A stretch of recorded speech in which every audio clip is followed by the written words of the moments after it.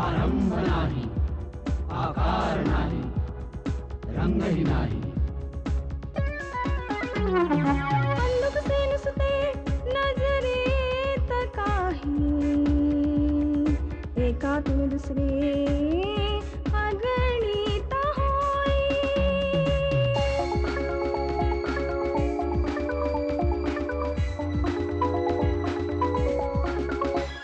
अशा काळाचा असा शोध हा, कालौद्याचा आज शोध हा, कालौद्याचा आज शोध हा. शोध शोध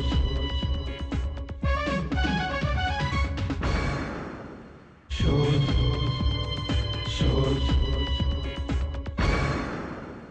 चला चला आपल्याला शिरीषकडे जायचंय. त्याचा फोन पण येऊन गेलाय. किती उशीर करणार? अंजली! अरे मग शोध घ्या ना.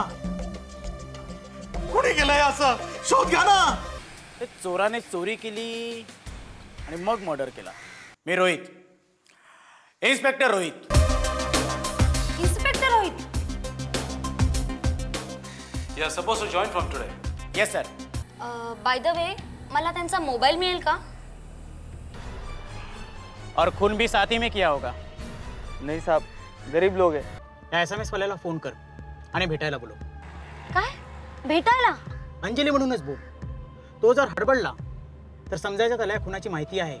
1 लाख पुरे होतील का की अजून पाहिजे? नाही नाही, काही प्रॉब्लेम नाही. ते 1 लाख रुपये राजेशनेच अंजलीला दिले होते. म्हणजे या राजेशला भेटायलाच पाहिजे.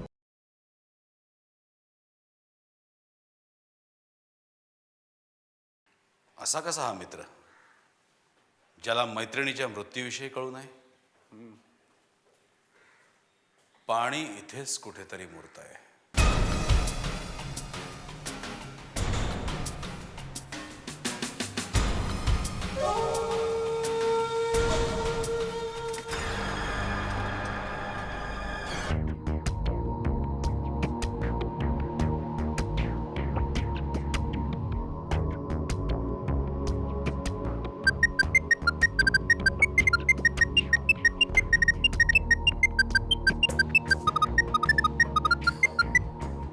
आपणच राजेश का? हो, पण आपण. मी इन्स्पेक्टर नीता दळवी. अच्छा, मीच राजेश मोघे. पण अंजलीच्या फोनवरून तुम्हीच फोन केलात का? हो.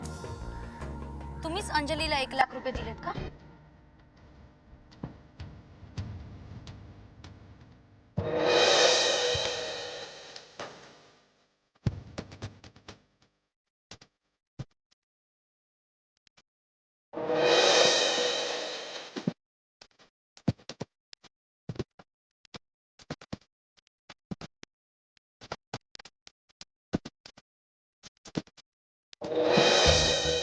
मिस्टर राजेश, मला त्या नोटांचे डिटेल मिळेल का? हो, नक्कीच. शिंदेना घेऊन जा बरोबर. ओके? Shinde yes madam. यांच्या बरोबर जा आणि ते नोटांचे डिटेल्स घ्या. चालेल. कळलं? ओके. आणि हो, त्या अंजलीचा खून झालाय. अंजलीचा खून झालाय.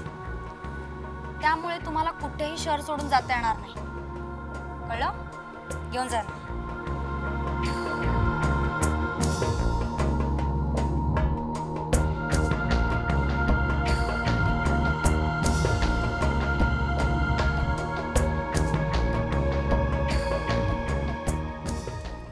हा नीता.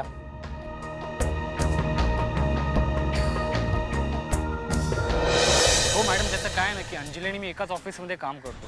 तसे आम्ही कॉलेजचे फ्रेंड. पण मधल्या काही वर्षात आमचा काहीच कॉन्टॅक्ट नव्हता. ती एकदा अचानक ऑफिसमध्ये आली होती. तिचा नवरा तो आनंद फार संशयी स्वभाव. तिला मी म्हणालो की आपलं जर योग्य आहे तर आपण का घाबरावं. पण ती म्हणाली नको, आनंद फार ओपन माइंडेड नाही आहे. मग मी पण फारसा तिला फोर्स केला नाही. हो, मागच्या आठवड्यात ती आली आणि प्रॉब्लेम झालाय रे. प्रॉब्लेम? कसला प्रॉब्लेम? काय झालंय? आनंदला ना 1,00,000 रुपयांची गरज आहे रे. तो मला म्हणतोय काही कर, कुठूनही आण, पण मला 1,00,000 रुपये हवेत. तुला माहिती ना, यावेळेस जर मी त्याला मदत केली नाही तर यू नो हिम राजेश, तू काही कर, मला खूप टेन्शन आलंय रे. हे बघ अंजली, तू काळजी करू नको, मी देतो तुला 1,00,000 रुपये.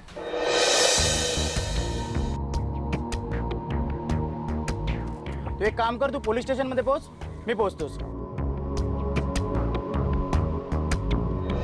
आत्ता तरी या फोटोंचा आपल्याला काहीच उपयोग नाही आहे. पुढे बघूया. हे ठेवून दे. Sir, yes. पोस्टमॉर्टमचा रिपोर्ट आला आणि सगळ्या गोष्टी क्लिअर झाल्या. गुड. That's it. ओके. आता आपल्याला एक स्ट्रॅटेजी आखावी लागेल खुन्यापर्यंत पोहोचण्याची.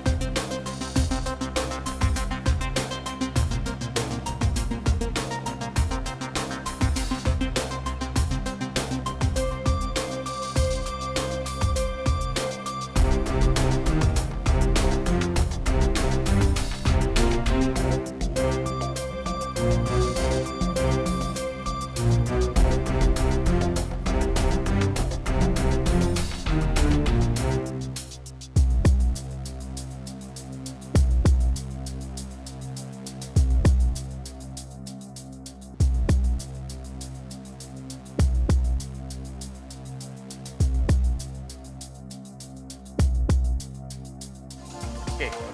सा.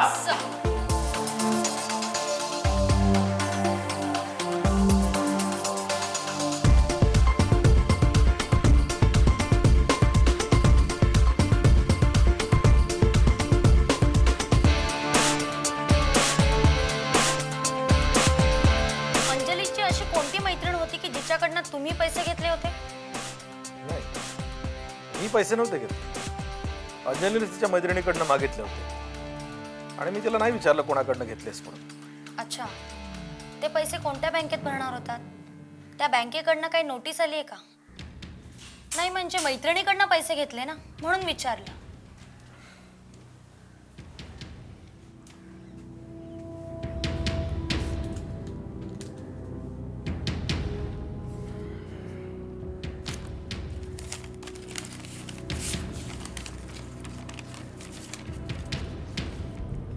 ओके, पण परफेक्ट नीता. आपल्याला निघायला हवं. आणि एक रिक्वेस्ट होती, बोला ना. तुमची गाडी मिळेल का? कारण आमची जीप बिघडली आहे. खरं म्हणजे माझी गाडी पण खराब झालेली आहे. मी मेकॅनिकला बोलवणारच होतो, नाहीतर माझी काय हरकत होती. I am really sorry. Okay, काळजी करू नका, खुनी लवकरच आमच्या हातात असेल. Take care. थँक्यू.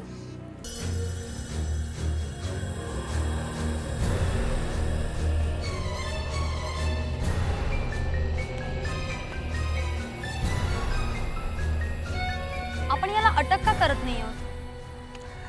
काय नीता, माझा आजपर्यंतचा अनुभव आहे, याच्या विरुद्ध आपल्याकडे कुठलाही पुरावा नाही तर हा कोर्टात सुटेल.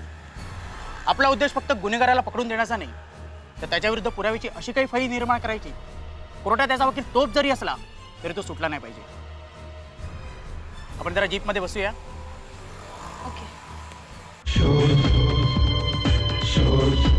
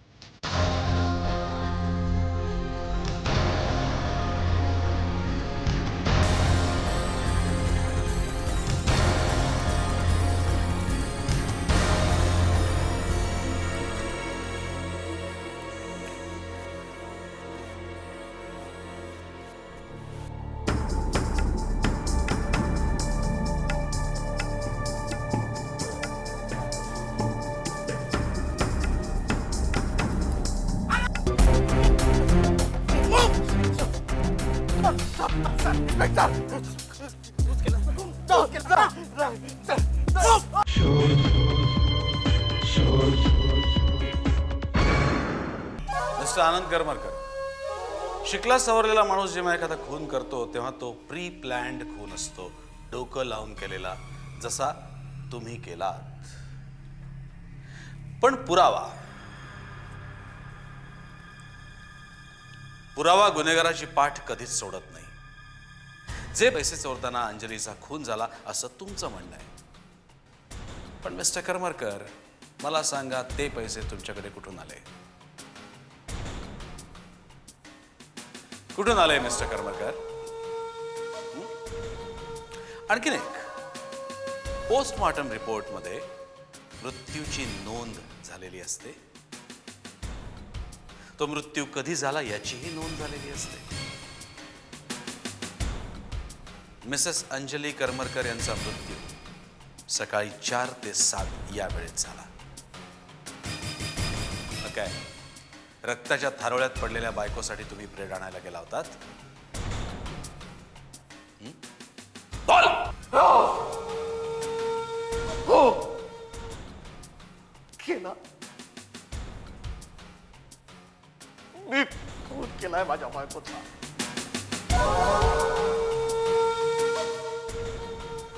मी खून केला अंजलीचा. मी केला खून.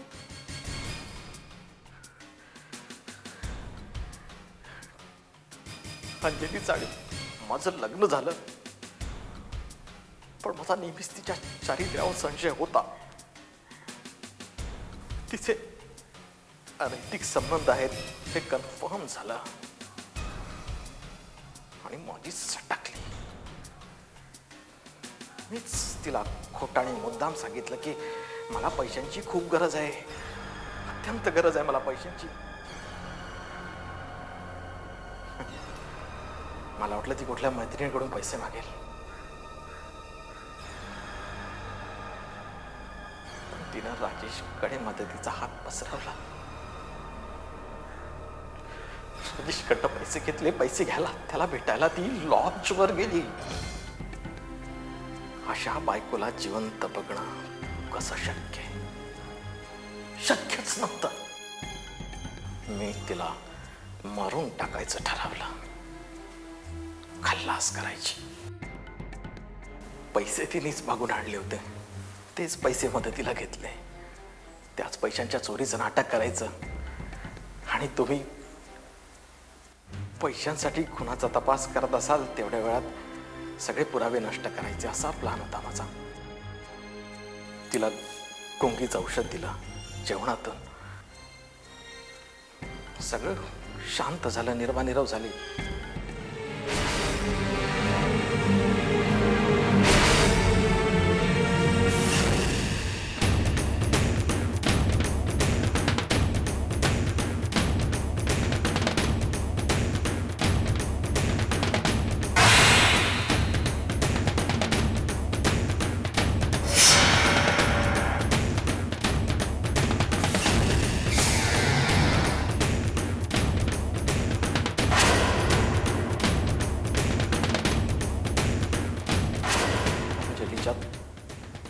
तोंडाशी दाबली.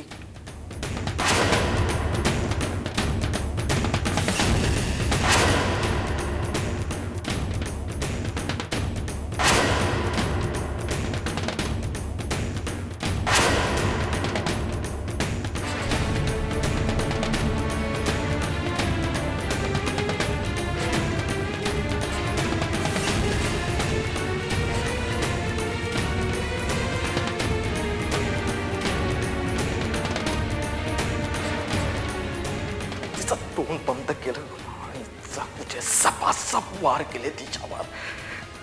करतच राहिलो. रक्त, रक्तच रक्त. उशीच्या वरून बाळाबाळा वाहणारं रक्त. मग घरातल्या वस्तू इतस्ततः पसरवल्या चोरीचा आभास आणण्यासाठी.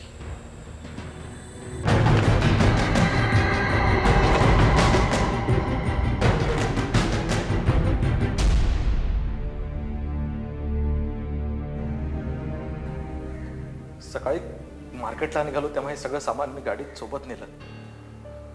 जाताना सिक्युरिटीला विचारलं पण त्यानं काही रात्री ऐकलं का, पण नाही, त्याला कसला संशय आलेला नव्हता. मी अंजलीला तिच्या कर्माची शिक्षा दिली. तिच्या शिक्षा दिली. वेडा आहेस तू. राजेश हा अंजलीचा फक्त मित्र होता, फक्त मित्र.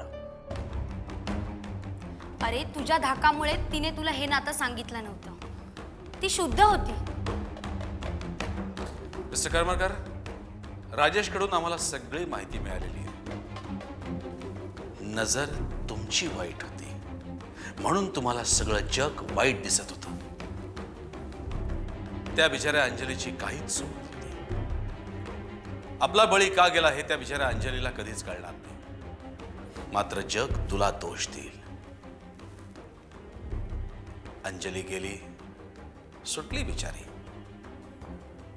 पण तुझं काय?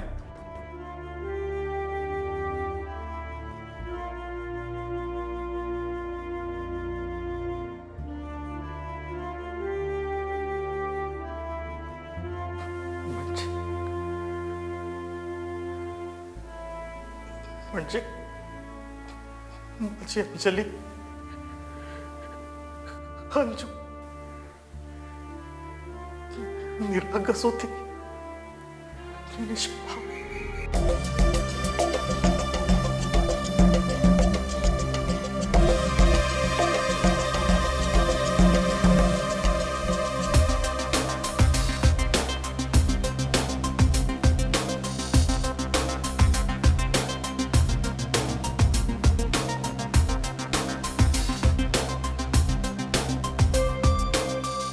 कर्म करण्याआधी विचार करणाऱ्याला नंतर पश्चाताप करावा लागत नाही.